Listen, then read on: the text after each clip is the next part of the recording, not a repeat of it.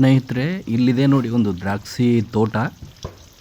ಇದು ಈ video north Karnataka ಜನರಿಗಲ್ಲ, ಯಾಕಂದರೆ ಅವ್ರಿಗೆ ಎಲ್ಲ ಗೊತ್ತಿರುತ್ತೆ ದ್ರಾಕ್ಷಿ ತೋಟ ಅಂದರೆ ಹೇಗಿರುತ್ತೆ ಅಂತ. ಈ ಬೆಂಗಳೂರು ಮೈಸೂರು ಭಾಗದವ್ರಿಗೆ, ಮಲೆನಾಡು ಕಡೆಯಲ್ಲೆಲ್ಲ ದ್ರಾಕ್ಷಿ ತೋಟದ ಬಗ್ಗೆ ಅಷ್ಟೊಂದು ಐಡಿಯಾ ಇರೋದಿಲ್ಲ. ಅದಕ್ಕೆ ಸ್ವಲ್ಪ ಅಂತಹ ಜನರಿಗೆ ಬ್ರೀಫಾಗಿ ಗೊತ್ತಾಗಲಿ ಅಂತ ಹೇಳ್ತಾ ಇದ್ದೀನಿ. ನೋಡಿ, ಈ ಥರ ಸಿಸ್ಟಮ್ ಇರ್ತದೆ. ಇದು ಡ್ರಿಪ್ ಸಿಸ್ಟಮು, ಏನು ಇರಿಗೇಷನ್ ಸಲುವಾಗಿ ದ್ರಾಕ್ಷಿ ಬಳ್ಳಿಗಳನ್ನು ಈ ಥರ ಬೆಳೆಸ್ಬಿಟ್ಟು ಮೇಲೆ ಬೆಳೆದಿರ್ತವೆ. ಈಗ ಇದು ಅಕ್ಟೋಬರ್ ಪ್ರೂನಿಂಗಲ್ಲಿ 80+ ಡೇಸ್ ಆಗಿದೆ. 80 ದಿನಕ್ಕೂ ಹೆಚ್ಚು ಟೈಮ್ ತಗೊಂಡಾಗ ಈ ಸ್ಥಿತಿಯಲ್ಲಿ ದ್ರಾಕ್ಷಿ ತೋಟ ಇರ್ತದೆ. ನೋಡಿ ಯಾವ ಥರ ಅದೇನು ನೋಡ್ತಾ ಇದ್ದೀರಿ ಅವೆಲ್ಲ ದ್ರಾಕ್ಷಿಯ ಗೊಂಚಲುಗಳು.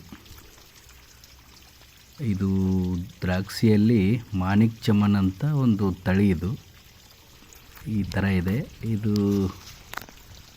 ಇದೇನು ಬೆಳೆಸಿದ್ದಾರೆ ತೋಟ, ಇದು ಪೆಂಡಾಲ್ ಸಿಸ್ಟಮ್ ಅಂತ ಅಂತಾರೆ. ಅಲ್ಲಿ ಎದುರುಗಡೆ ಕಾಣ್ತದೆ ಅಲ್ಲ, ಅದು ಪೆಂಡಾಲ್ ಅಲ್ಲ, ಅದು ವೈ ಸಿಸ್ಟಮು. ಈ ಥರ ದ್ರಾಕ್ಷಿ ತೋಟ ಕೊನೆಗೆ ಗೈಗಳನ್ನೆಲ್ಲ ಹಾಕಿ ಸೇಫ್ಟಿ ಪರ್ಪಸ್ಸು. ನೋಡಿ ಅಲ್ಲಿ ಬೋರ್ವೆಲ್ ಇದೆ. ಈ ಥರ ಗೈಗಳನ್ನೆಲ್ಲ ಹಾಕಿ ಎಲ್ಲ ಎಷ್ಟೇ ಟನ್ ಲೋಡ್ ಇದ್ದರೂ ಕೂಡ ಅದು ವಿತ್ಸ್ಟ್ಯಾಂಡ್ ಆಗಲಿ ಅಂತ ಆ ಥರ ಎಲ್ಲ ಸೇಫ್ಟಿ ಎಲ್ಲ ಮೇಜರ್ಸನ್ನು ಮೇಂಟೈನ್ ಮಾಡಿರ್ತಾರೆ. ಈ ಥರ ಸಾಲುಗಳನ್ನು ಮಾಡಿಬಿಟ್ಟು ಒಂದು ಸಾಲು ಸುಮಾರು 8 ಫೀಟು, 9 ಫೀಟು, 10 ಫೀಟು ಹಿಂಗಿರುತ್ತೆ. ನೋಡಿ ದ್ರಾಕ್ಷಿ 80 ದಿನ ಆಗಿದೆ. ಇದಕ್ಕೆ ಹೆಂಗೆ ಕಾಣುತ್ತೆ ಅಂದರೆ ಇನ್ನೂ ಈಗ ವಾಟರ್ ಫಿಲ್ ಆಗೋವಂಥ ಒಂದು ಸ್ಟೇಜ್ ಇದು. ಇನ್ನು ಶುಗರ್ ಕಂಟೆಂಟು ಅದರಲ್ಲಿ ಫಿಲ್ ಆಗ್ತಾ ಹೋಗುತ್ತೆ.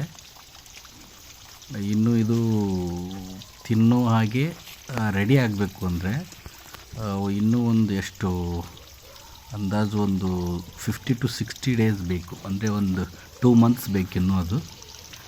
ಸೊ ಈಗೇನು ನೋಡ್ತಾ ಇದ್ದೀರಲ್ಲ, ಇದು ಸಾಲು. ನೋಡಿ, ಒಂದು 4 to 5 ಫೀಟಿಗೆ ಒಂದೊಂದು ಪ್ಲ್ಯಾಂಟ್ನ ನೆಟ್ಟಿದ್ದಾರೆ. ಇದು ಡ್ರಿಪ್ ಸಿಸ್ಟಮು. ಈ ಥರ ವಾಟರ್ ಬೀಳುತ್ತೆ. ಒಂದು 1/2 hour to 1 hour usually watering ಮಾಡ್ತಾರೆ. ಈ ಥರ ನೋಡಿ, ಅದನ್ನು ಪೈಪು ಜೊತೆಗೆ ಒಂದು ಸಣ್ಣ ಏನು ಪೈಪ್ ಇರುತ್ತೆ ಅದನ್ನು ಸೇರಿಸಿ ಅರೇಂಜ್ಮೆಂಟ್ ಮಾಡಿರ್ತಾರೆ. ಸ್ವಲ್ಪ ಎಲೆಗಳು ಎಲ್ಲೋ ಆಗಿದೆ. ಎಲ್ಲಿ ಬಿಸಿಲು ಜಾಸ್ತಿ ಬಿದ್ದಿರಲ್ಲ, ಗಾಳಿ ಆಡಿರಲ್ಲ, ಅಲ್ಲಿ ಸ್ವಲ್ಪ ಎಲೆಗಳು ಎಲ್ಲೋ ಆಗಿರುತ್ತೆ. ನೋಡಿ ಅಲ್ಲಿ ಸ್ವಲ್ಪ ಅದು ಮಿಸ್ಟೇಕ್ ಆದಾಗ ಹಂಗಾಗುತ್ತೆ. ಅದು ವಾಂಚ್ ತಗೊಳ್ಳುವಾಗ ಸ್ವಲ್ಪ ಅದನ್ನೆಲ್ಲ ಮೇಂಟೈನ್ ಮಾಡಿಕೊಂಡು ಕರೆಕ್ಟಾಗಿ ನೀಟಾಗಿ ವಾಂಚ್ ತೆಗೆಸಿದ್ರೆ ಅದು ಆ ಥರ ಆಗೋದಿಲ್ಲ.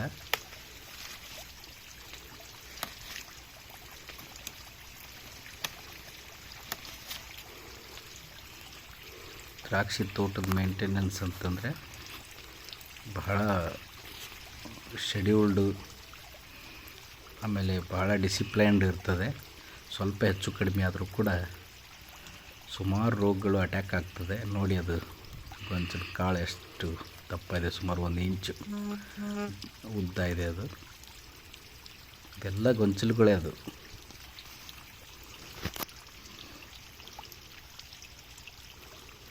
ನೋಡಿ, ಇನ್ನೂ ದಪ್ಪ ಆಗುತ್ತೆ. ಇದು ಕಾಳುಗಳು ಇನ್ನೂ ದಪ್ಪ ಆಗುತ್ತೆ ನೀರು ತುಂಬಿದ ಮೇಲೆ.